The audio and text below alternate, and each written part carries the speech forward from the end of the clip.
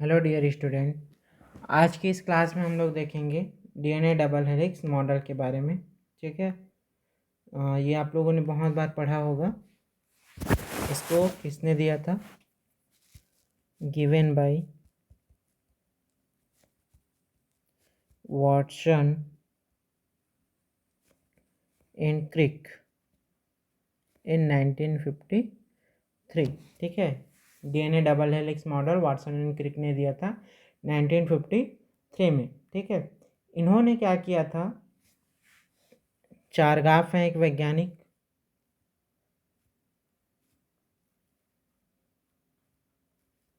ठीक है। उन्होंने अपना एक रूल दिया था जिसको हम लोग बोलते हैं चारगाफ रूल। ठीक है। और एक वैज्ञानिक है विल्किंस। ठीक है। और फ्रैंकलिन्स।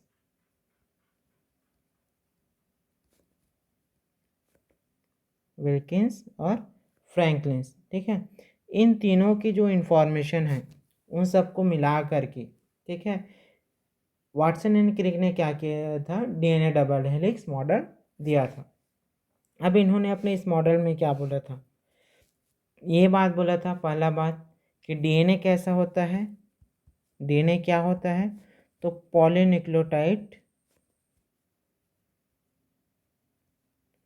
पॉलीन्यूक्लियोटाइड का चयन होता है। ठीक है। डीएनए क्या होता है? तो एक पॉलीन्यूक्लियोटाइड का चयन होता है। ये जो चयन होता है ये कैसा होता है? एक दूसरे के कंप्लीमेंट्री होते हैं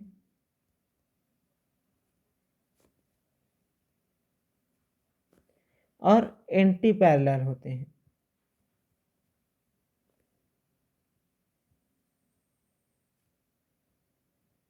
ठीक है। ये जो पॉलीन्यूक्लियोटाइड जो चयन होता है एक दूसरे के कंप्लीमेंट्री होता है और एक दूसरे का एंटी पैरेलल होता है। कंप्लीमेंट्री मतलब जैसे एडिनिन है तो आपको पता होगा थायमिन के साथ जुड़ता है डबल बॉन्ड के साथ। साइटोसिन है तो वानिन के साथ जुड़ता है किसके साथ? ट्रिपल बॉन्ड के साथ। तो कॉम्प्लीमेंट्री होता है। एंटी पैरेलल होता है मतलब एक जो स्ट्रैंड होगा 5 प्राइम से 3 प्राइम के डायरेक्शन में जाएगा और एक जो स्ट्रैंड होगा वो 5 प्राइम से 3 प्राइम के डायरेक्शन, मतलब इनका जो डायरेक्शन है वो कैसा होता है? एक दूसरे के अपोजिट होता है, एंटी पैरेलल होता है। ठीक है। तीसरा बात उन्होंने क्या बोला कि जो दोनों पॉलीन्यूक्लियोटाइड चेन है वो हाइड्रोजन बॉन्ड से जॉइन होते हैं। पॉलीन्यूक्लियोटाइड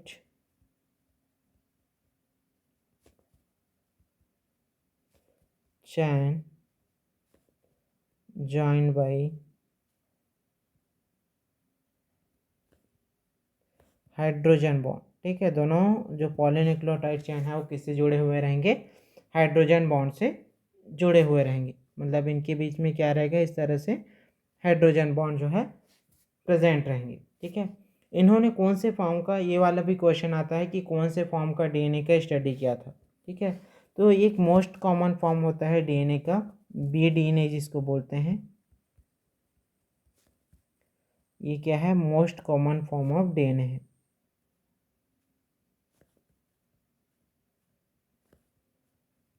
ठीक है।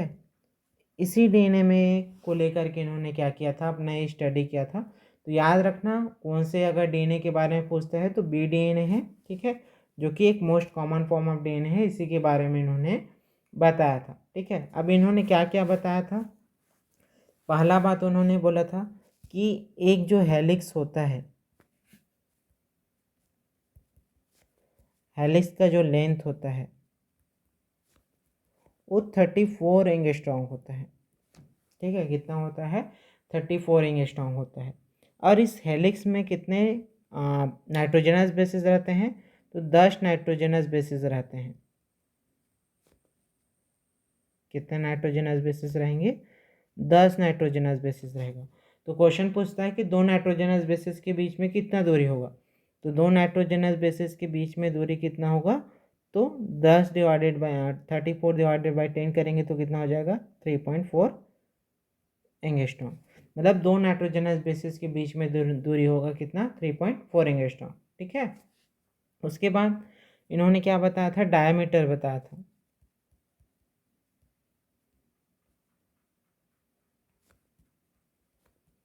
जो डीएनए का जो डायमीटर है, डीएनए मॉलिक्यूल का जो डायमीटर है ठीक है, वो कितना होता है, 20 एंगस्ट्रॉम होता है। ठीक है, ये सब चीज़ उन्होंने क्या बताया था अपने डीएनए डबल हेलिक्स मॉडल में बताया था।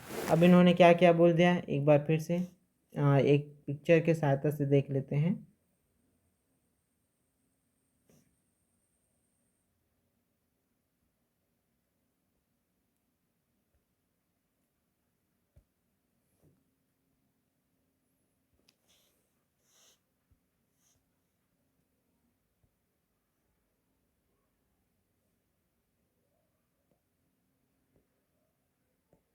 ठीक है, ये है डीएनए डबल हेलिक्स मॉडल, जिसमें क्या क्या बोला है, एक हेलिक्स का जो लेंथ होता है कितना होता है, 34 एंगस्ट्रॉम का होता है। ठीक है, दो न्यूक्लियोटाइड के बीच का जो डिस्टेंस होता है, मतलब नाइट्रोजनस बेसेस जो रहेंगे, ठीक है, दो न्यूक्लियोटाइड के बीच का डिस्टेंस कितना रहेगा, 3.4 एंगस्ट्रॉम। ठीक है, और ये रेडियस को दे दिया है। ठीक है, आप सबको पता है डायमीटर का हाफ क्या होता है, रेडियस। तो ये रेडियस कितना होता है, 10 एंगस्ट्रॉम। अगर डायमीटर की बात करेंगे तो कितना होगा, 20 एंगस्ट्रॉम रहेगा।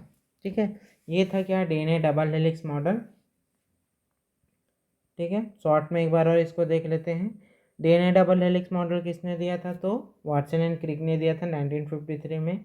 इन्होंने क्या किया था, चारगाप्स रोल, विल्किंस फ्रैंकलिन और विल्किंस और फ्रैंकलिन के जो है इंफॉर्मेशन को लेकर के डीएनए डबल हेलिक्स मॉडल इन्होंने बताया था। इन्होंने क्या बोला था कि डीएनए क्या होता है, तो डीएनए पॉलीन्यूक्लियोटाइड चेन होता है जो कम्प्लीमेंट्री होता है और कैसा होता है, एक दूसरे के एंटी पैरेलल होते हैं। कम्प्लीमेंट्री मतलब एडेनिन किसके साथ जोड़ेगा, थायमिन डबल बॉन्ड के साथ, और साइटोसिन किसके साथ जोड़ेगा, ग्वानिन के साथ ट्रिपल बॉन्ड के साथ। एंटी पैरेलल होता है मतलब 5 प्राइम से 3 प्राइम जाएगा एक स्ट्रैंड, और दूसरा स्ट्रैंड क्या करेगा, 3 प्राइम से 5 प्राइम जाएगा। ठीक है, किससे जुड़ा रहता है, तो हाइड्रोजन बॉन्ड से जुड़ा रहता है। कौन सा डीएनए होता है, तो बी डीएनए होता है। हेलिक्स का लेंथ कितना होता है, तो 34 एंगस्ट्रॉम होता है। ठीक है, और डायमीटर कितना होता है, 20 एंगस्ट्रॉम। ठीक है, ये था हम लोगों का क्या, DNA double helix model. Hope आप लोगों के समझ में आया होगा। Thank you.